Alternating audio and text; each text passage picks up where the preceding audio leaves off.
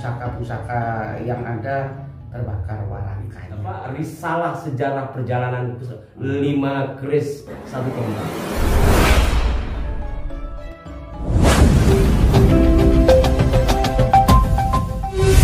Assalamualaikum warahmatullahi wabarakatuh. Salam jumpa, salam sejahtera untuk Anda semua. Anda bersama kami di Arah 9 sini Wesi Aji. Apa kabar? Bisa kurang? Kabar baik. Alhamdulillah para pemirsa. Untuk edisi kali ini kami akan melanjutkan dari tayangan sebelumnya. Untuk mengingatnya kami akan perlihatkan gambar berikut ini.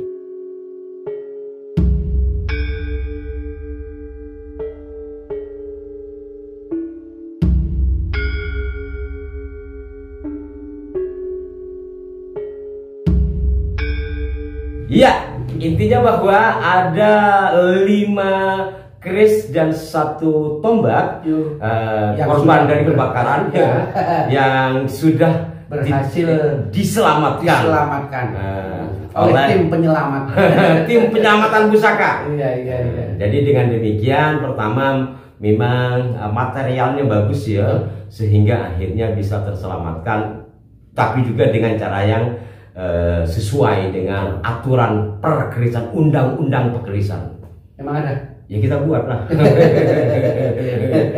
Maksudnya pakem ya? Iya, maksudnya pakem di dalam perawatan sehingga hasilnya bagus. Nah, edisi sebelumnya kami telah mengulas salah satunya, dan edisi sekarang kita akan melanjutkan dari yang kalau 5 diambil 1 jadi 4 ya. Sekarang keris yang kedua dari yang 5 kemarin. Kita bagian yang manakah? Jreng. Iya. Kerisnya kecil. Berbalut dengan warangka Timoho, mendaknya Timoho juga, kayunya ya sama Timoho. Apa ini dedernya? Pendoknya bunton ya. Ya sederhana. Bismillahirrahmanirrahim. Saya buka. Jreng. Kecil. Patrem ya maksudnya? Iya. Jangan panggil anak kecil saya paman. Karena dia kelihatannya kecil tapi sebetulnya karya yang tidak kecil. Ya, saya perlihatkan lagi untuk perbandingan gambar sebelum direstorasi ya. Bisa perhatikan ini yang di tangan saya ini setelah direstorasi, setelah diperbaiki. Sebelahnya adalah gambar ketika masih belum diselamatkan. Nampak sangat perbedaannya jauh sekali. Kalau ini umpamanya besi-besi biasa ya sudah hangus habis. Iya, ini kan memang kebakaran. Ya, bekas kebakaran ya. Rumah yang kemudian pusaka-pusaka yang ada terbakar warangkanya. Warangkanya isinya tidak dan diselamatkan. Dibawa dari negara Indonesia bagian Jawa Timur, dibawa ke Indonesia bagian Jakarta. Dibawa ke Jakarta. Iya, itu riwayat. Jadi harus jelas riwayatnya. Iya. Risalah sejarah perjalanan 5 keris 1 tombak. Itu rawinya. Iya, jadi rawahu. Jelas gitu kan. An siapa gitu. Ini jadi mutasil gitu sanadnya. Karena kalau nggak gitu nanti dibelokkan sejarahnya itu. Sangat musimnya gitu. Wah, sangat. Wani lagi. Wong keris aja yang Mpu Suratman aja udah dibilang Mpu Suratman dibilang hadromi, itu pernah kami ulas ya. Mpu Suratman itu sudah dihadromikan yang di mana?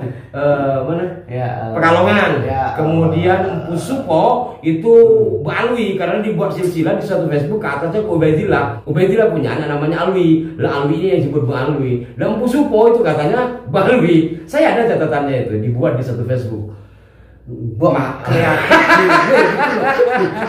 Lah iya, kadang-kadang saya juga jengkel juga sih dengar begitu. Untung kita hidup dalam dunia pusaka ketika pusaka sudah menjadi ageman. Betul. Kalau pusaka masih menjadi senjata tikam, bisa kita tikam mereka. Kita sudah di era masuk ke ageman. Itu betapa hebatnya leluhur kita, sehingga leluhur kita yang memang luhur itu dipakai royoan. Iya, di aku. Nggak dulu nggak sekarang. Ya. Ye. Udahlah, itu bahasan lain. Itu masuk dalam redaksi sorotan arah 9. Kita arah 9 siji. Ini bibir agak gatal tapi nggak boleh ke situ ya. Itu tadi. Semoga ya untung kita hidup di masa pusaka keris menjadi ageman. Kalau pusaka keris masih menjadi senjata tikam, kita tidak tahu bagaimana yang terjadi. Baik, kita langsung kepada rancang bangun pusaka ini. Ini masuk brojol dah. Brojol lajer maksudnya lurus. Iya udah. Tidak ada apa-apa. Enggak pakai. Makanya lurus gitu aja ya. Emang udah brojol. Ini di sini ada yang cuman di golongan. Ya, di golongan ini disebut apa namanya? Pejetan ya. Pejaten. Jadi lurus ada pejaten wes. Ya. Itu namanya brojol. Keris sejuta umat. Brojol dan menyelamatkan sejuta umat. Oh iya, karena brojol biasanya menjadi ageman dari para bidan. Jadi intinya brojol dulu umumnya dipegang oleh dukun-dukun bayi ya. Iya. Termasuk mbah sepupu saya itu dukun bayi handal, tapi sekarang dukun bayi sudah tergerus. Itulah politik itu. Politik dunia kesehatan. Kita kembali ke brojol bahwa pertama umum diketahui ya brojol keluar mungkin bisa diartikan sebagai makhraj. Kalau kata orang Arab makhraj itu tempat keluar. Kalau bahasa Maduranya itu solution cooperation itu bahasa Madura. Solving problem. Iya, jadi apa jenenge iku pokoknya mengeluarkan sesuatu yang tidak baik. Intinya jalan keluar, ada jalan keluar, mengeluarkan yang nggak baik, ya ada gagasan yang keluar, ada kemudahan yang keluar, yang awalnya mampet menjadi ambrol, yang awalnya mengalami jalan buntu ini ada pencerahan, yang awalnya dagangnya itu mampet. Nah, Allah berikan kemudahan dalam mengais rezeki. Itulah karena pusaka pada dasarnya selain artefak juga merupakan doa dalam bentuk dekorasi. Iya. Apalagi semakin didekorasikan dengan pamor. Lah ya, sebelum pamornya ini masuk apa ini? Maksudnya wasmutah bisa. Wasmutah ya. Full. Ini samar-samar ya, tapi kayaknya masuk ke dalam. Artinya memang pamornya nyatu betul itu. Betul. Walaupun ini sudah kecelakaan ya, kena bakar gitu. Masuk ke bak juga bisa. Antara berdaringan ke bak atau wasmutah. Ya karena ketika kita membaca pamor ya, memang ada kecenderungan berbeda, apalagi yang sudah ada perjalanan ya, karena terjadi korosi. Karena bisa diperkirakan dulu, misalkan awalnya dulu di pendaringan kebak, lalu seiring dengan waktu terjadi pengikisan dan sebagainya, akhirnya menjadi sedikit pudar, sehingga tepatnya terbacanya jadi wasmutah. Tapi tidak masalah karena arah angsar dan doanya itu sama kerejekian. Oke, sekarang kalau kita bicara tangguh Tuban Mojo ya? Iya.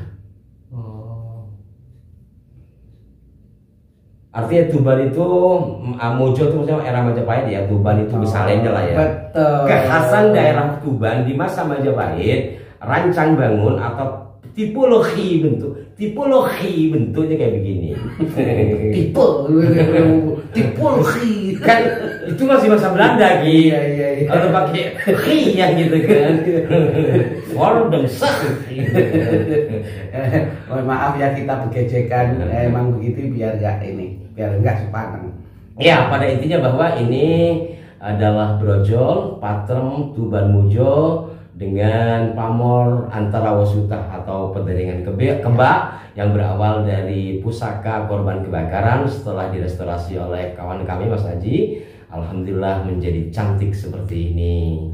Baik, Ki Cokro, barangkali ada pesan buat saudara-saudara kita yang di rumah? Iya, saya mengucapkan terima kasih sebesar-besarnya pada saudara kita Raden Mas Haji yang sudah mau merestorasi dan alhamdulillah hasilnya keren, sangat recommended untuk bagi saudara-saudara kita yang punya gerakan panggilan jiwa untuk menguri-uri budaya, kok kebetulan nanti ada warisan dari ini eyangnya atau eyang putrinya gitu, pusaka yang nggak terawat mungkin nanti bisa dirawatkan atau direstorasikan kepada Raden Mas Haji. Gimana cara ngubungin beliau? Ya, nggak tahu ya.